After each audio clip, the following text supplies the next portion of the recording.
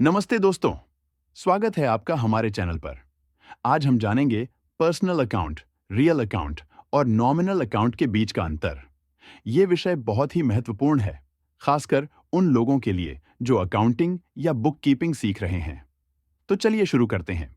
सबसे पहले ये समझना जरूरी है कि अकाउंटिंग में हर ट्रांजैक्शन तीन मुख्य प्रकार के खातों से जुड़ी होती है: personal account, real account, nominal account. अब इन तीनों को एक एक करके विस्तार से समझते हैं। Personal account. पर्सनल अकाउंट के तीन प्रमुख प्रकारों में से एक हैं। ये खाते किसी व्यक्ति या एंटिटी से जुड़े होते हैं। इन्हें तीन प्रकारों में विभाजित किया जा सकता है।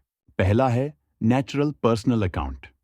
यह खाते उन व्यक्तियों से जुड़े होते हैं जो एक पर्सन यानी इंसान हैं। ये खाते सामान्यतः उन लोगों के लिए बनाए जाते हैं जो किसी संगठन, व्यवसाय या व्यक्तिगत लेन देन में भाग लेते हैं। नेचुरल पर्सनल अकाउंट केवल इंसानों से जुड़े होते हैं, न कि किसी संगठन, कंपनी या काल्पनिक इकाई से। उदाहरण: राजत, अंजलि और राहुल के खाते लेखांकन में नेचुरल पर्सनल अकाउंट्स के अंतर्गत आते हैं। दूसरा है आर्टिफिशियल पर्सनल अकाउंट। यह खाते उन संगठनों, कंपनियों या संस्थानों से संबंधित होते हैं जो कानूनी रूप से एक लीगल एंटिटी के रूप में मान्यता प्राप्त होते हैं। ये इंसान नहीं होते, लेकिन कानून के अनुसार इन्हें एक व्यक्ति के रूप में कार्य करने का अधिकार होता है। यह खाते किसी व्यक्ति, मानव से नहीं, बल्कि किसी कृत्रिम संस्था, आर्टिफिशियल एंटिटी से जुड़े होते हैं। उदाहरण: XYZ private limited, Annapurna private limited, ABC industries और बैंक सभी कृत्रिम व्यक्तिगत खाते, आर्टिफिशियल पर्सनल अकाउंट्स के उदाहरण हैं। तीसरा है प्रतिनिधित्व व्यक्तिगत खाता, रिप्रेजेंटेटिव पर्सनल अकाउंट। यह ऐसे खाते होते हैं जो किसी व्यक्ति या समूह के लिए द पेएबल या रिसीवेबल राशि को दिखाते हैं। ये खाते सीधे किसी एक व्यक्ति से संबंधित नहीं होते, लेकिन किसी समूह या व्यक्ति के लिए प्रतिनिधित्व करते हैं। उदाहरण के लिए, अगर किसी कंपनी ने अपने कर्मचारियों को वेतन देना है, लेकिन वह अभी तक दिया नहीं गया है, तो इसे बकाया वेतन खाता, आउटस्टैंडिंग सैलरी अकाउंट में दिखाया जाएगा। यह खाता उन सभी कर्मचारियों का प्रतिनिधित्व करता है जो वेतन प्राप्त करेंगे। इसी तरह, अगर कंपनी ने किसी मकान का किराया पहले ही चुका दिया है, लेकिन वह भविष्य के महीनों के लिए है, तो इसे पूर्व भुगत किराया खाता, प्रीपेड रेंट अकाउंट में दर्ज किया जाता है। यह खाता भविष्य में उपयोग होने वाले किराए का प्रतिनिधित्व करता है। अब हम जानेंगे रियल खाते, रियल अकाउंट्स। मुख्य रूप से उन संपत्तियों से जुड़े होते हैं जिनका कोई भौतिक रूप हो सकता है या जो अमूर्त हो सकती हैं। रियल खाते दो प्रमुख श्रेणियों में विभाजित किए जा सकते हैं। रियल खाता के प्रकार: एक, सांस्पर्शीय रियल खाता, टेंगिबल रियल अकाउंट्स। असंस्पर्शीय रियल खाता, intangible real accounts. Tangible real accounts वे खाते होते हैं जो उन संपत्तियों का प्रतिनिधित्व करते हैं जिनका भौतिक रूप होता है और जिन्हें व्यापार में उपयोग किया जाता है। इन संपत्तियों को हम देख सकते हैं, छू सकते हैं और इनका व्यापार में उपयोग किया जाता है। इन खातों में वे वस्तुएं शामिल होती हैं जो संपत्ति के रूप में कंपनी के पास होती हैं और उनका मूल्य बढ़ता या घटता रहता है, जैसे भवन, मशीनरी, उपकरण, जमीन, वाहन आदि। यह संपत्तियां वास्तविक, ठोस और मापने योग्य होती हैं। उदाहरण के लिए, एक कंपनी के पास एक कार, एक मशीन या एक भवन हो सकता है।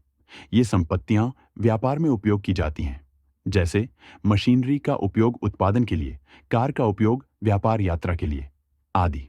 ये आमतौर पर लंबी अवधि की संपत्तियां होती हैं जो कई वर्षों तक व्यापार में उपयोग होती हैं। Example: cash account, building account, machinery account. Intangible real accounts. Intangible real accounts वे खाते होते हैं जो अमूर्त, नॉन फिजिकल संपत्तियों का प्रतिनिधित्व करते हैं। इन संपत्तियों का कोई भौतिक रूप नहीं होता, यानी इन्हें देखा या छुआ नहीं जा सकता, लेकिन ये व्यापार के लिए बेहद महत्वपूर्ण होती हैं और इनका एक वित्तीय मूल्य होता है। ये संपत्तियां व्यापार के लिए मूल्यवान होती हैं और आमतौर पर लंबे समय तक उपयोग में आती हैं, जैसे कि patents, trademark, copyright, goodwill, software आदि, goodwill account, patent account, copyright account, नाम मात्र खाता, नॉमिनल अकाउंट, लेखांकन के 3 प्रमुख प्रकारों में से एक है। यह खाता किसी कंपनी के आय और व्यय से संबंधित होता है और इसका उद्देश्य व्यापार के लाभ या हानि को निर्धारित करना होता है। इन्हें सामान्यतः 3 प्रमुख श्रेणियों में बांटा जा सकता है। आय खाते, इनकम अकाउंट्स, व्यय खाते, एक्सपेंस अकाउंट्स, लाभ और हानि खाते, प्रॉफिट एंड लॉस अकाउंट्स। आय खाते, इनकम अकाउंट्स, ये खाते व्यापार द्वारा प्राप्त आय या राजस्व से संबंधित होते हैं। इन खातों में व्यापार की बिक्री, सेवा शुल्क, ब्याज आय, किराया आय आदि शामिल होते हैं। आय खाते आमतौर पर व्यापार के लाभ में योगदान करते हैं। उदाहरण: सेल्स अकाउंट, व्यापार द्वारा बेची गई वस्तुओं या सेवाओं से आय। रेवेन्यू अकाउंट, किसी सेवा या वस्तु को बेचने से प्राप्त होने वाला धन। रेंटल इनकम अकाउंट, संपत्ति से प्राप्त किराया।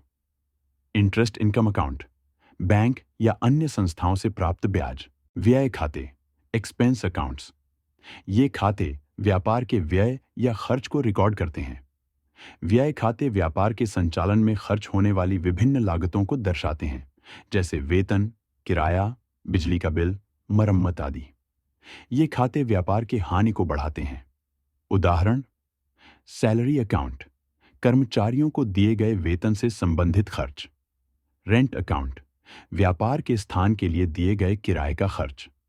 एडवर्टाइजमेंट अकाउंट, प्रचार प्रसार के लिए खर्च किया गया धन। इलेक्ट्रिसिटी एक्सपेंस अकाउंट, व्यापार के संचालन के लिए बिजली का खर्च। रिपेयर्स एंड मेंटेनेंस अकाउंट, संपत्तियों की मरम्मत का खर्च। लाभ और हानि खाते, प्रॉफिट एंड लॉस अकाउंट्स, ये खाते व्यापार के लाभ या हानि को रिकॉर्ड करते हैं। इन खातों में आय और व्यय खातों से प्राप्त जानकारी को समेकित किया जाता है। ये खातों का उद्देश्य व्यापार के अंत में यह पता लगाना है कि व्यापार लाभ में है या हानि में। उदाहरण: प्रॉफिट अकाउंट, यदि व्यापार में लाभ होता है तो यह खाता दर्शाता है। लॉस अकाउंट, यदि व्यापार में नुकसान होता है तो यह खाता उसे दर्शाता है। तो दोस्तों, अब आपको पर्सनल अकाउंट, रियल अकाउंट और नॉमिनल अकाउंट का अंतर समझ में आ गया होगा।